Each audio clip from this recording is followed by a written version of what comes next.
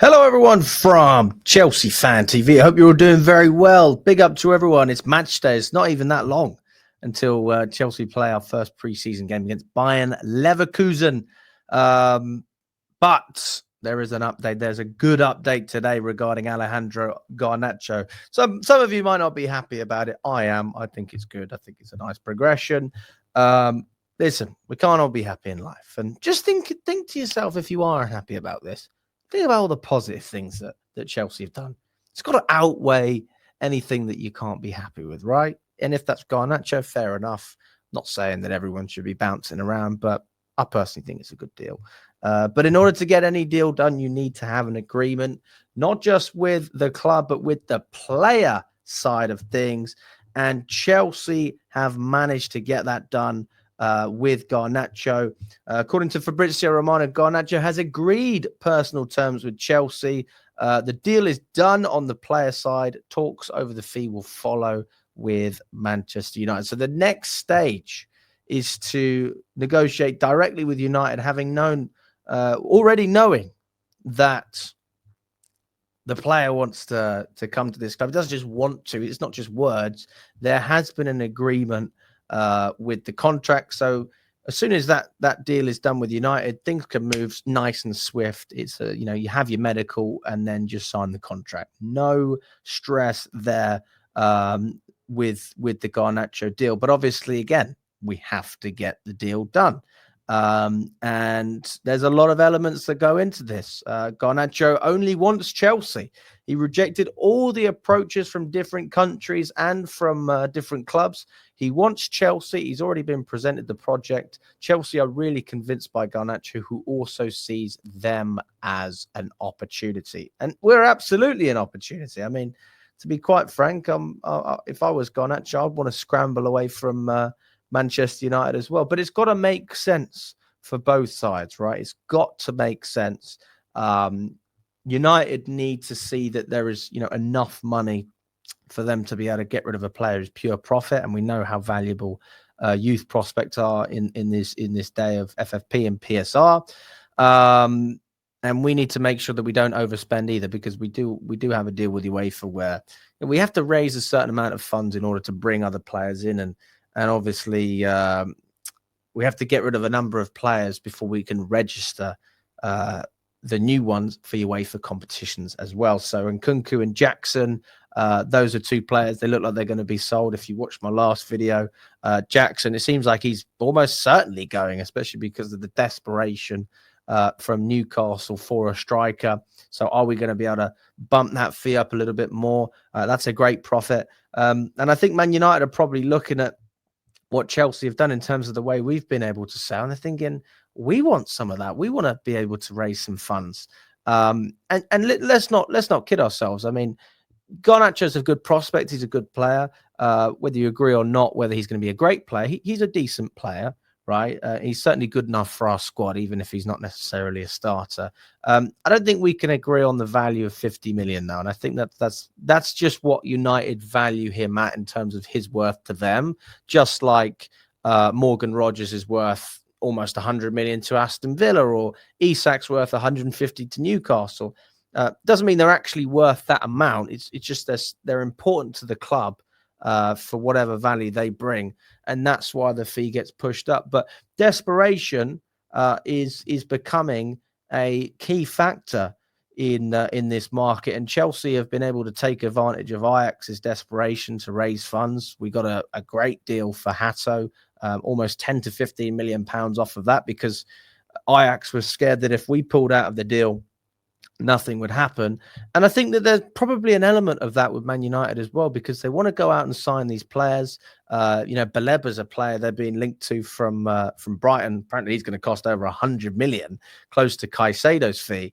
And they need to raise funds in order to get anything else done, right? And if they're not making profit off of deals, then they're not going to be able to meet the requirements financially. Now, obviously, you go out and sell Bruno Fernandes. That's great, but then you've lost your best player. So Garnacho is the best option because he's out of the project. He doesn't want to be there. He wants to come to Chelsea, and it's pure profit. So do they take the hit and essentially risk not being able to raise the funds for other transfers and essentially keep a player with Garnacho who doesn't want to be there, or do they find a compromise with Chelsea, which is what I think will happen. And I've said myself, 30 million or less is a great deal for us. It's a freaking amazing deal. It's fantastic. But I don't think United necessarily accept that. So you might have to add some incentivized bonuses or add-ons to do with performance. I think that anywhere sort of from 30 to 35 is good. And I think 35 to 40 is probably fair, especially from a United perspective, if you want that mutual agreement. But I would hold firm on this if I was Chelsea. We're not desperate for a winger. We're certainly not desperate. Fabrizio Romano again saying Chelsea will negotiate with Man United on the price for Garnacho. It's going to take some time to get this deal done, but here we go. It's expected to happen this summer. So, very, very clear that when he says this summer, Fabrizio, he's not talking about next week. He's not talking about 2 weeks. This could be quite easily a deadline day deal. And it wouldn't surprise me if Garnacho came to Chelsea on deadline day because, again, United needs to raise those funds. And it's another 6 months, until January or however many months, halfway through the season, until they're going to be able to put this guy on the market again. His value will not go above what Napoli offered in January before. I think United, if they really wanted to cash in on Garnacho, they missed their opportunity. They missed their chance. Just like if Chelsea didn't sell Jackson this summer to Newcastle, I don't think there's going to be a club further down the line in the future that will offer a better price. So it just makes logical sense to sell Jackson from that financial view. And it's the same for Garnacho, right? If anyone has stocks, I don't know if anyone does crypto or anything like that. Maybe you got Bitcoin. Like you see your Bitcoin, and you're thinking, Jesus, I bought it at 60,000. It's gone down to 50 or 40, whatever it is. And then you sell it. Next thing you know, it's at 100K. You're thinking, fuck, I've blown it. But it doesn't always work out that way. Sometimes you just keep trickling down and down and down, and you're not going to make as much money. So at some point, United are going to have to make a decision on Garnacho, and they're going to have to just accept that the price they want isn't the reason, isn't attainable for a club like Chelsea, who want opportunistic signings that they can guarantee that the resale value will still be there. And I think 50 million, that's what they're saying. This is according to Rob Dawson from ESPN. Man United want 50 million for Garnacho. However, Chelsea believes they can negotiate a lower fee. Negotiations could accelerate quickly over the weekend. 50 million is never going to happen. It's not going to happen. It's not even a debate worth having. So I appreciate that United want to hold out, on the price, and they want to be a little bit stubborn there. But it's different when you have loads of options, when you are secure financially, when you've got Champions League football, when you've just come off the back of winning 2 trophies, a Club World Cup trophy and a Conference League trophy. It's different when you've got a number of different options and your team is already pretty much settled in most aspects. Maybe there's 1 or 2 players you could add to really, really improve.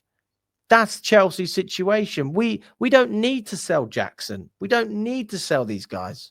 But we will at the right price. We've shown that. We're willing to negotiate at the right price, at our price.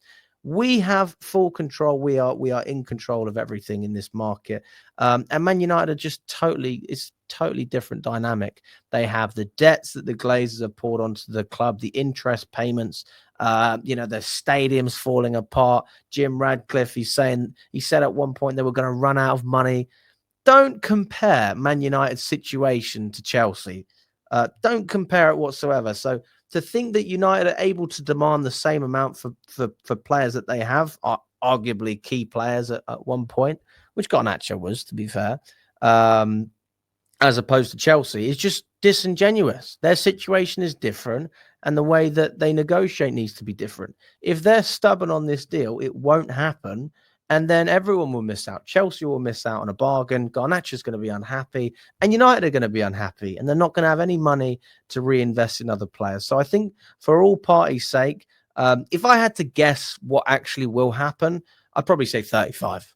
I think 35 is probably what will happen, maybe with another 5 million in add-ons. But you will not get over 40 million pounds for this player. It won't happen. And I think that if Chelsea get into the territory of offering 40 million plus, I just think it's a bit silly. We're in control. We don't need this. Wait for the right moment. The timing needs to be right. It's like the lap. The timing was good. Hato, the timing was good. Sign the players for the right prices. And sometimes that means you will have a couple of quiet windows. Not that this window's been quiet, but we showed in January we're not going to spend any money, and everyone was complaining. And we look at this summer and we go, oh my God, it's brilliant.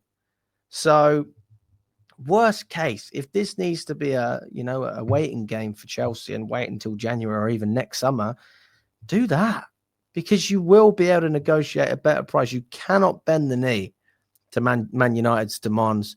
We didn't bend the knee to AC Milan for Manyan. We might end up getting him on a deal, or even Donnarumma if he ends up leaving on a free.